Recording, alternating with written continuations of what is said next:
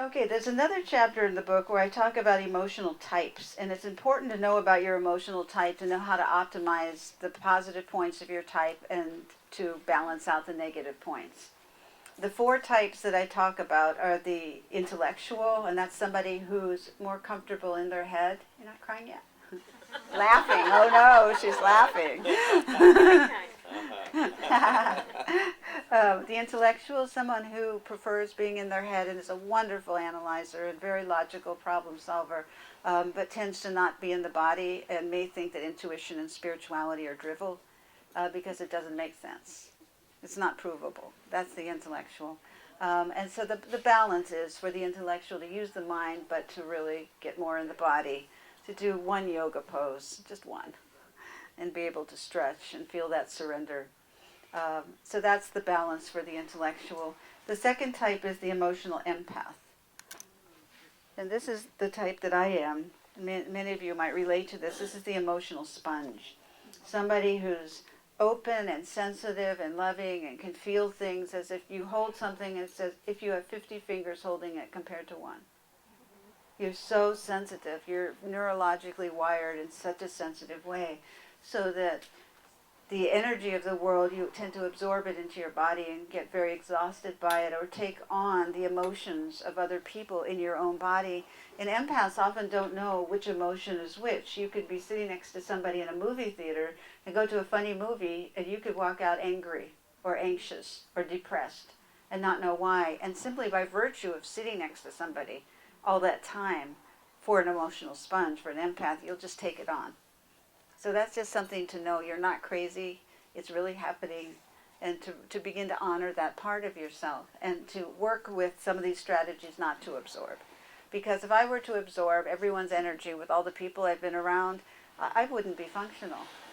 Really. And I have no desire to absorb your energy. It's not at all appealing to me, and it's none of my business to absorb another person's energy, nor does it make me any more compassionate. So I worked with that quite a bit in myself. And so it's something in here that you all can work with too, because it's very important to learn these skills. All right, if any of you doubt you're an empath, here's some questions. There's a quiz. Have I been labeled as overly sensitive? Am I emotionally drained by crowds and require time alone to revive myself? The empath always wants to go home. That's typical. Do my nerves get frayed by noise, smells, or excessive talk? Excessive talk. When somebody talks a lot, it can be very draining for an empath. Or smells. Empaths have an incredible sense of smell. And they're often labeled as chemically hypersensitive because they have lots of sensitivities to everything. So you have to honor an empath's sense of smell. Very important. So those are just some questions to ask yourself so that you can balance out this emotional type. And then there's the gusher, the third type. And the gusher is somebody who expresses his or her feelings very openly, doesn't hold anything in, but tends to give too much information and not to rely on the intuitive truth inside.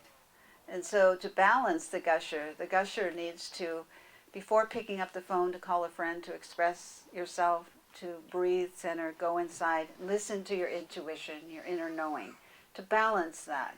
It's not as if one type is better than another, it's a balancing act, and it's about taking the best from all the types and then becoming more and inventing something new. All right, this is just a generalization. And then the last type is the rock, and the rock is somebody who's very earthbound. I love rocks. I think they're incredible. I really do. They're earthbound, they're dependable, they'll show up for you, they do what they say they're going to do, but they tend to lack passion and can be a little bit boring. And always the complaint of the mate is that, why doesn't this person express their feelings?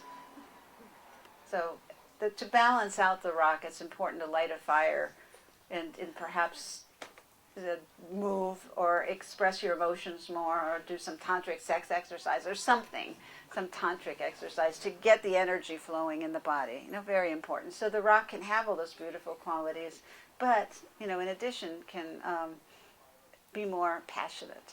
So those are the four main types I talk about in the book, and see if you identify with any of them and optimize your best points. And all the empaths out there, you work with yourself. Don't repress your sensitivities.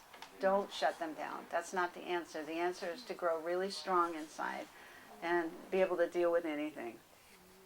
And that's very essential. And then also with emotional freedom, it's also important to know with loss or with grief that there is such thing as the other side. All right, that life doesn't end here. That there is an existence of the spirit that goes on beyond this plane.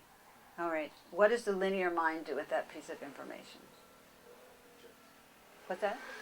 Rejects it. That's right. What does your linear mind say about it?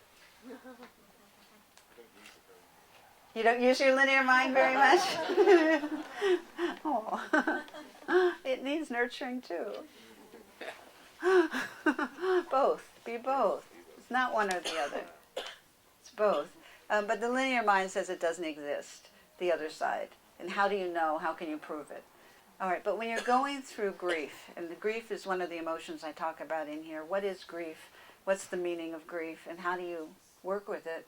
You know, I've worked a lot with grief in my life, having lost both my parents, and also I wrote in here about my dear uncle, my favorite uncle who was murdered. And so I worked a lot with that grief. He owned a furniture store in Philadelphia. My family owned the furniture store. And he was the dearest, sweetest, most loving man. And a stoned out teenager came in and held him up. And he gave him all the money, but then he shot him dead. You know, the grief that comes from losses that make no sense, you know, that's a very hard kind of grief. That's a very different kind of grief than, let's say, when my parents, both passed on. My mother from cancer and my father from Parkinson's. So it's a different kind of grieving, but with grief and with emotional freedom, I just want to make the point, I'm not saying repress your emotions. I'm not saying just go to the more positive ones right away. I'm saying be open and aware, and particularly with grief, because grief has a healing trajectory that works its way through your system.